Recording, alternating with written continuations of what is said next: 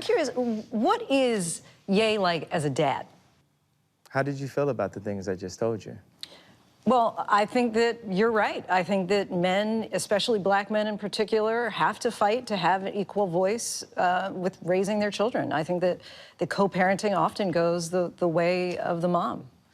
And I don't know how society goes about changing that, but I think that kids do benefit most when they have access and have the experience with both parents. And the type of things that a dad would see. There's things that a mom would see, and there's things that a dad would see. And that's why the dads have been strategically taken out of the home in black communities, and the black community became a Tuskegee experiment for all of America and then all of a society to remove God and then to remove the priest of the home, which is the dad, and now go in and indoctrinate and secretly pour a little alcohol in the cereal, so to say. Meaning, like, when I was younger, if I wanted to go into the adult section, it was an adult section. Now that adult section is mixed in completely with what's supposed to be the children's section. And you gotta hear me say this in the calmest way, because people, you know, they wanna take a headline and make it seem so radical, but isn't that a shame? The idea of family, the idea of God, the idea of protecting your children's innocence for as long as possible is the radical concept that lets you know where we are in society. But I'm not here to be woke culture and just talk about it. We're here doing something about it by having a gospel school.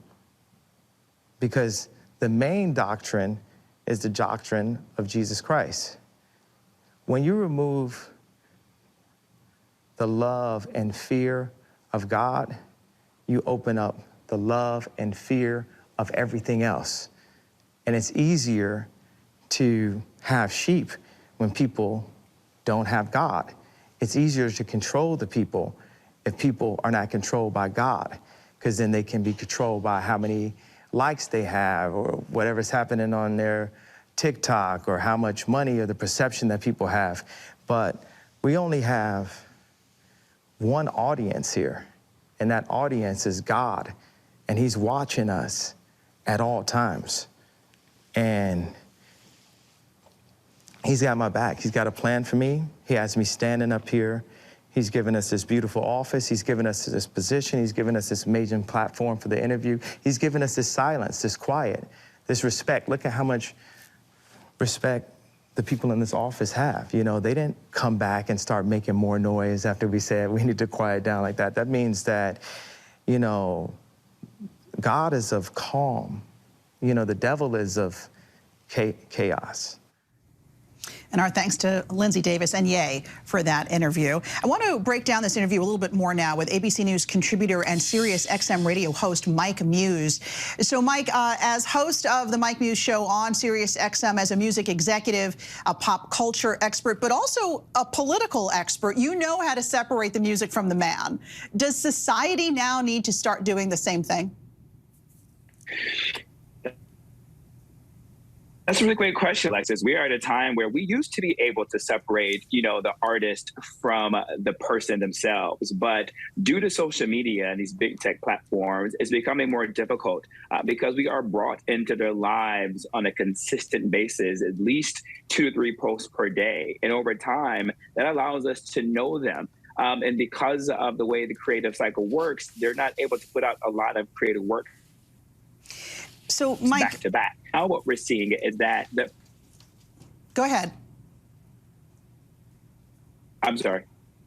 No, go right ahead.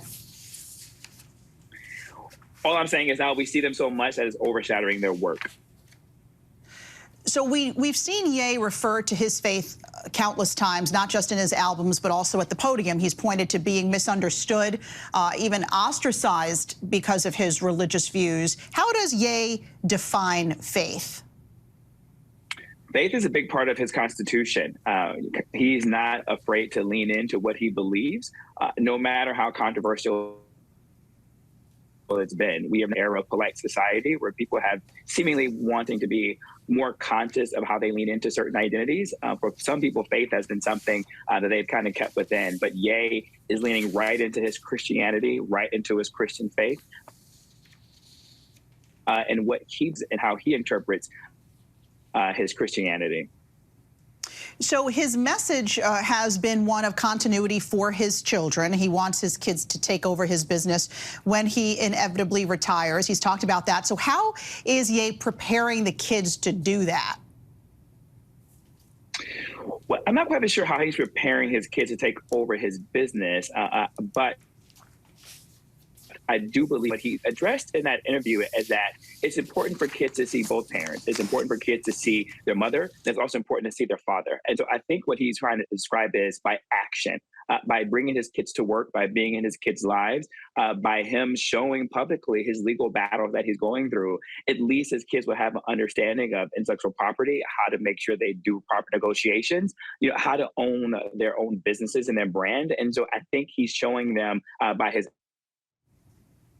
actions. All right, Mike Muse, we appreciate your time this morning. Thank you.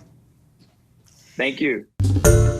Hi, everyone. George Stephanopoulos here. Thanks for checking out the ABC News YouTube channel. If you'd like to get more videos, show highlights, and watch live event coverage, click on the right over here to subscribe to our channel. And don't forget to download the ABC News app for breaking news alerts. Thanks for watching.